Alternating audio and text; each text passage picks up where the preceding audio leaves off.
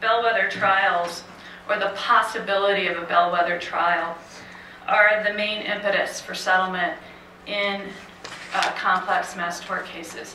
And I think that bellwether trials are of particular importance in cases where liability is a close call. And I think particularly in cases where, in most mass tort drug and device cases, the issues of general causation are kind of the overriding issue. And if you're in a case where general causation is somewhat debatable, from the defense side, they think that the evidence doesn't rise, the epidemiological evidence doesn't rise to the level that's necessary for causation. Bellwether trials are really important. Sometimes they're not as important in cases maybe where there's a signature injury, or there's been a recall of the liability. The liability picture is very clear. But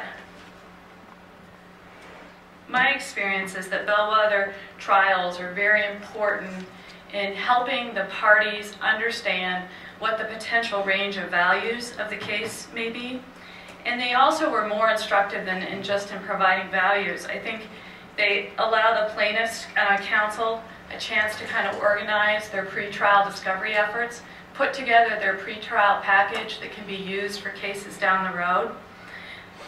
They also allow the sides to put together their key documents and evaluate their case themes.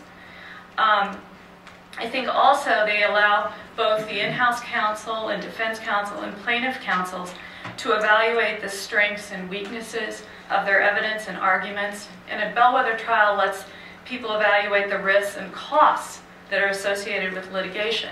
And hopefully, if bellwether trials are done well, they can help precipitate a global resolution and make sure that negotiations happen in a real-world setting, and not in a vacuum, where you have a real-world jury deciding what a case is worth.